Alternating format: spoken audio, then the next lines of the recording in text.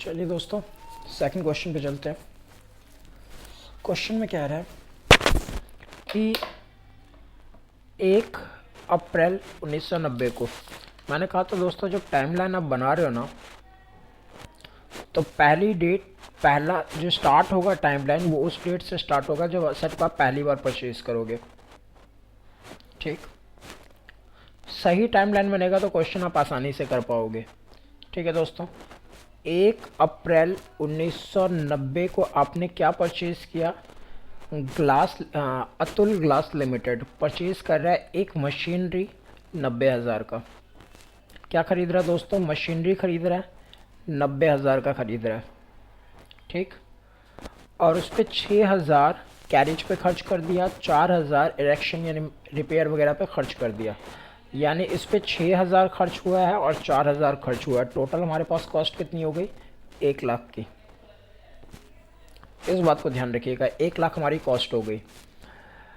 On that date of purchase it was estimate life, उसकी life कितनी estimate की गई? लाइफ एस्टिमेट की गई दोस्तों 10 साल। उसकी लाइफ मानी गई है 10 साल।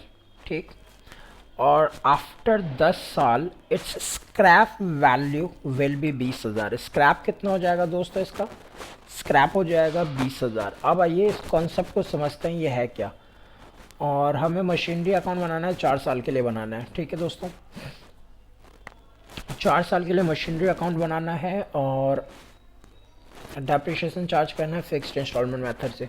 दोस्तों एक छोटी सी बात याद रखिएगा, जब टाइमलाइन की बात आती है ना, तो टाइमलाइन आप उस क्वेश्चन में बिल्कुल भी नहीं बनाएंगे जिसमें खाली एक असेट दे रखा हो। इसमें एक ही असेट परचेज किया है और कुछ नहीं किया हुआ। तो यहाँ टाइमलाइन बनाने का मतलब ऐसा नहीं टाइमलाइन नहीं बन सकता, बन सकता है, लेकिन आपका टाइम वेस्ट होगा, क्योंकि ये क्वेश्चन सिंपल होते हैं, इसमें कुछ खास नहीं करना होता। ठीक, इसमें अंतर क्या है पिछले क्वेश्चन और इस क्वेश्चन में? अंतर क्या है दोस्तों? पिछले क्वेश्चन में ठीक से अगर देखें तो हमें मालूम था रेट ऑफ डेप्रिशिएशन, मालूम था 10%। क्या ये चीज़ हमें इस क्वेश्चन में पता है? क्या हमें यहाँ पता है दोस्तों? यहाँ कहीं पर भी रेट नहीं दे रखा। गिवन क्या है? गिवन है हमें कॉस्ट, कॉस्ट गिवन है 1,00,000। हमें गिवन है लाइफ, लाइफ कितनी गिवन है दोस्तों?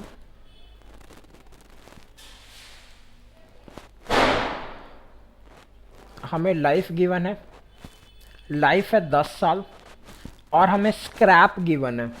स्क्रैप कितना है? 20,000। मैं बताऊंगा दोस्तों ये होता क्या है। दोस्तों ध्यान रखिएगा, इन SLM straight line method, if rate is not given, if rate is not given, अगर रेट नहीं दे रखा तो डेप्रिशिएशन कितना होता है? डेप्रिशिएशन होता है दोस्तों, सालाना डेप्रिशिएशन होता है कॉस्ट माइनस स्क्रैप, स्क्रैप बटे लाइफ, कॉस्ट माइनस स्क्रैप बटे लाइफ। कॉस्ट हमने दोस्तों कितने का खरीदा है? 1,00,000 का। स्क्रैप कितना है? 20,000। और लाइफ कितनी है? 10 साल। तो 1,00,000 में से 20,000 गया, 80,000, 80 बट्टे 10 कितना आएगा दोस्तों? 8,000। तो महीने साल का डेप्रिशिएशन कितना आ गया? 8,000 आ गया। ये पूरे साल का डेप्रिशिएशन है। दोस्तों छोटी सी बात करते हैं कि कॉस्ट आपको पता है क्या होता है? लाइफ, ये हमेशा एस्टिमेट लाइफ होता है। इस बात को ध्यान रखिएगा कि हम एस्टिमेट करते हैं 10 साल चलेगा, 8 भी चल सकता है, 12 भी चल सकता है। हम अंदाज़ा लगाते हैं ऐसे असेट 10 साल चलते हैं या 12 साल चलते हैं, या अंदाज़ा लगाते हैं।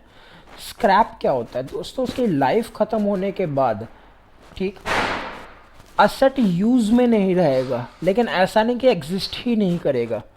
अगर मेरे पास एक फ़ोन है, उसकी लाइफ 2 साल है, तो 2 साल में फ़ोन में भी ख़राब हो जाए, लेकिन फ़ोन गायब हो जाए ऐसा तो नहीं हो सकता ना। तो जो लाइफ ख़त्म होने के बाद जिस रेट पे आप उसे बेच सकते हो वो स्क्रैप है।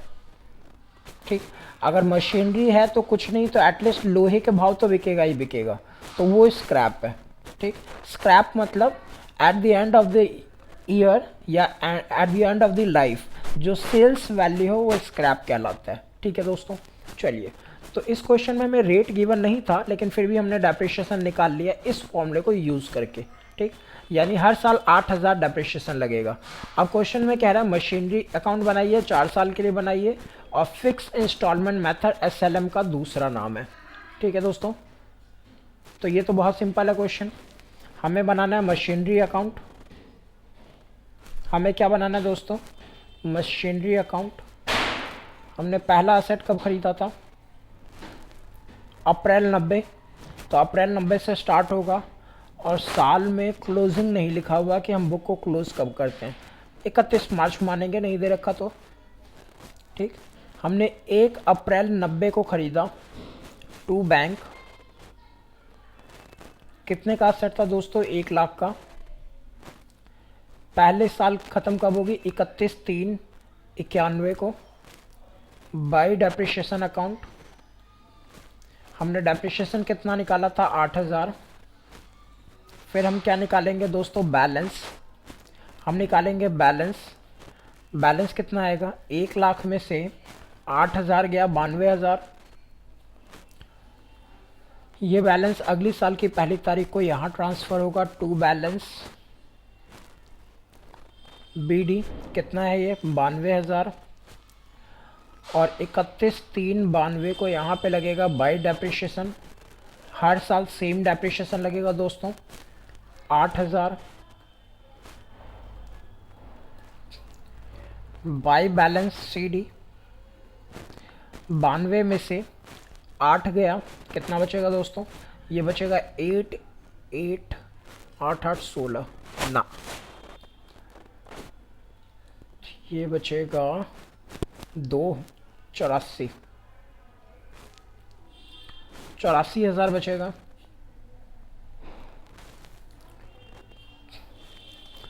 84,000 बैलेंस यहाँ चला गया। 1/4/92 टू बैलेंस BD। और फिर 31/3/93 को यहाँ आएगा बाई डेप्रिशिएशन अकाउंट 8,000।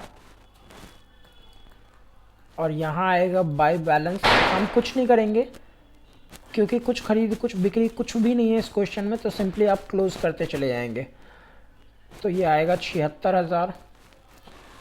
4 साल का अकाउंट मांगा हुआ था, 4 साल तक क्लोज करते जाइए, कुछ नहीं करना इस क्वेश्चन में।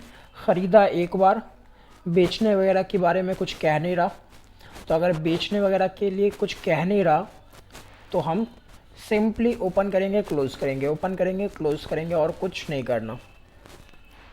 बाई डेप्रिशिएशन 4 साल हो जाए तो क्वेश्चन छोड़ देना, इतना ही है, 4 साल बनाना है।